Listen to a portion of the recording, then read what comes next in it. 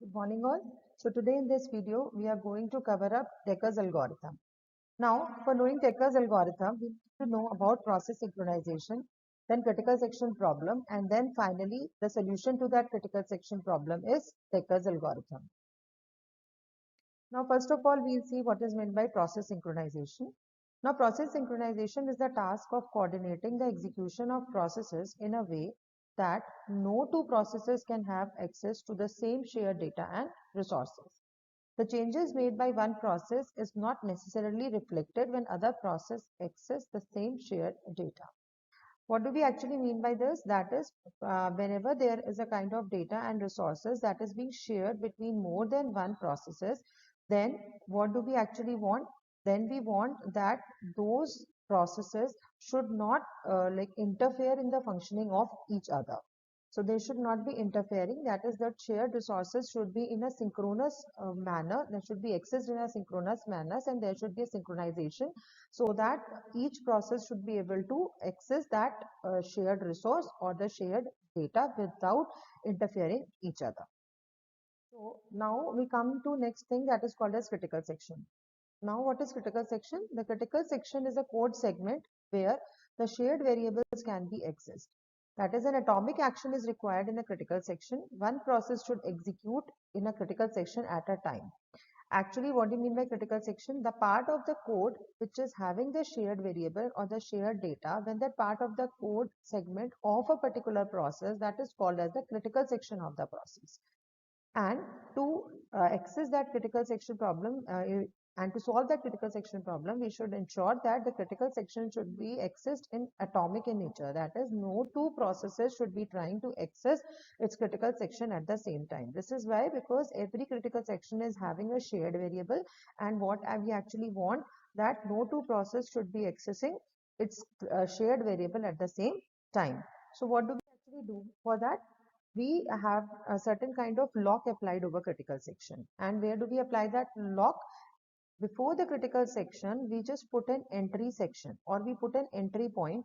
Here entry point is a control the entry into critical section and gets a lock on the required resources.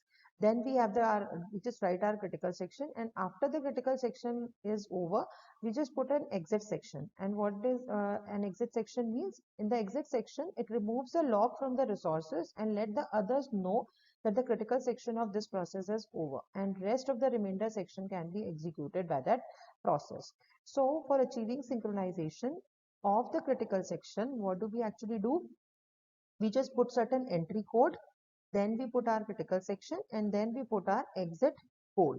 And this process we just keep on doing in the entire part of the code where at whatever places the critical section is there. So now we come to Decker's algorithm and process synchronization. Now Decker's algorithm was the first probably correct solution to the critical section problem. It allows two threads to share a single use resource without conflict, using only shared memory for communication.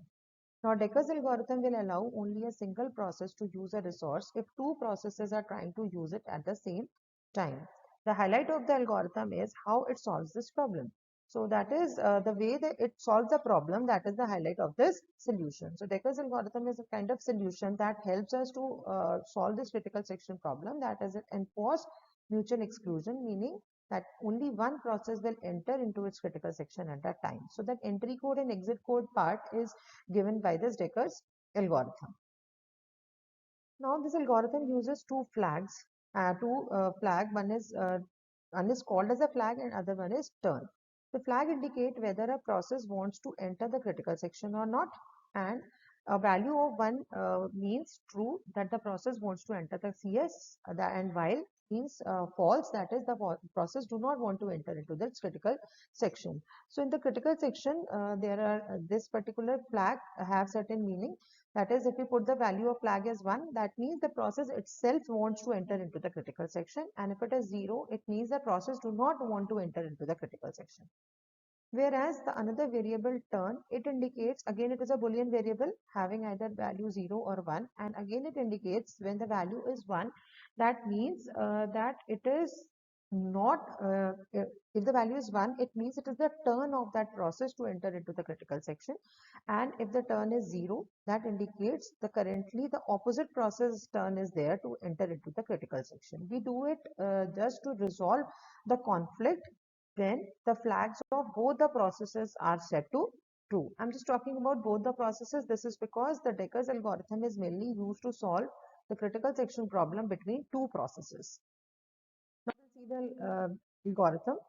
Now, if two process attempts to enter a critical section at the same time, the algorithm will allow only one process in based on whose turn it is. If one process is already in the critical section, the other process will busy wait for the first process to exit. This is done by the use of flag as 0 or 1 that we have already discussed, which indicates the intention to enter the critical section on part of process 0 and 1 respectively, and a variable turn that indicates who has priority between the two processes. So this is the algorithm. Now in Decker's algorithm, as we have discussed that there are two Boolean variables. One variable is flag, that is an array of size 0 or 1, and another is turn, that is again a Boolean variable which can take either value 0 or 1. Now since the Decker's algorithm helps us to solve the problem between two processes, so we have taken two processes here, process 1 and here is process 2. Now in process 1, as we can see that this is the critical section part here. Here is the critical section part, and in the critical section part, see this is the critical section part here.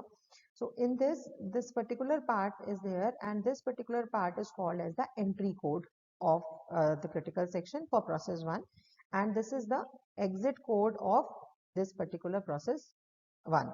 Similarly for process 2, this is the entry code, then we have the critical section, and then again we have the exit code running here. So this is the general scenario that we have seen in the critical section problem. Now we'll discuss about the entry.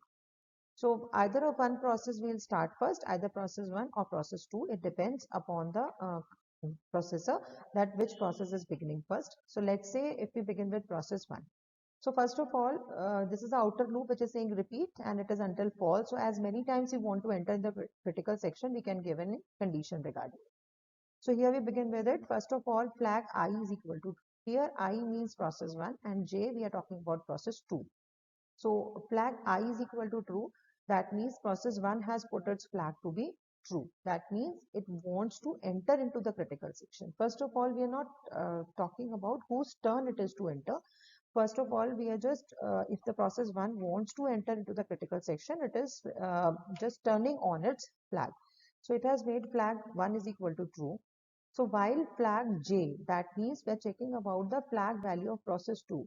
Here we are checking this just to know whether process 2 also wants to enter into the critical section or not. So flag 1 is equal to true, and while flag 2 do, that means if the flag 2 is also true, then this do part will run if turn is equal to J. And what we have checked now, since it was a conflict, flag I is true and flag J is also true, then we need to resolve this conflict with the help of turn variable. So we now check if turn is equal to J. That means the turn was of process 1. Here we can even say if turn J is equal to 1. That means we are just checking that if process J, that means process 2 wants to enter into the critical section, and the turn was also of process 2, then what we'll do, we have to lock the process 1. So how we are locking it? Flag I is equal to false. That means we are putting the flag I, flag 1 to false, while turn J, and when up till when the process J turn is there and its turn is not false, has not become 0 or false, then do no operation. So this particular condition, it is called as the bounded wait condition. That is while turn is equal to J, do no operation. So here's a semicolon as we can see here. So what we are doing here is while up till unless this condition is true, that means we are doing no operation. No operation, that means we have placed it into a bounded wait condition, and it will keep on moving in this loop until and unless the turn of process J is there. And forcefully we are doing flag I to be false also. So that means process 1 has to wait here. Now we'll do flag I is equal to true. As soon as this turn equals to J becomes false, that means the turn is of process 1. It automatically, the do condition is not satisfied, and hence we come out of the loop. Then we put flag I is equal to true. So once the flag I is equal to true, this while loop gets end, and hence process 1 also gets the chance to enter into the critical section. After exiting, once it has executed its critical section, it wants to enter into the exit code. So exit code, what we are doing here is turn is equal to j. So we are providing the turn to variable j, and then flag I is equal to false and switching off its own flag. And remainder section, that means after the critical section, the rest of the process 1 can keep on execute. So similarly, it happens with process 2. Flag j is equal to true, while I here in process 2, it is checking about the flag of process 1, while flag I, that means while flag 1 do, if turn of 1 if then begin, flag j is equal to false, while turn is equal to I, do no operation. We have to do no operation and it has to be placed into the bounded wait condition. Then flag j is equal to true. After the bounded wait condition, we have exited the bounded wait condition, and if this particular condition is false, then flag j has to be true, and we had the process 2 can also enter into the critical section. Finally, turn is equal to I, flag j is equal to false. This is again the exit section or exit code of for process 2. So this particular algorithm that ensures that at a time only one process should enter into this critical section. As we can see here, if another process is trying to enter into the critical section and it is not the turn of that process is put into the bounded wait condition, and only the process whose turn is there can enter into the critical section, and also only one process can enter into the critical section at a time. So that is being ensured by the Decker's algorithm. So one advantage of this algorithm is that it does not require special test and set, that is atomic read or modify write instruction, and is therefore high probable between languages and machine architecture. And if we talk about the disadvantage of Decker's algorithm, so disadvantage is that it is limited to two processes and makes use of busy waiting instead of process suspension. So it basically makes use of bounded wait or busy wait condition and does not suspend the process. So this bounded wait or busy wait keeps the processes unnecessarily busy at time running, and the concurrent execution of two processes is currently going on.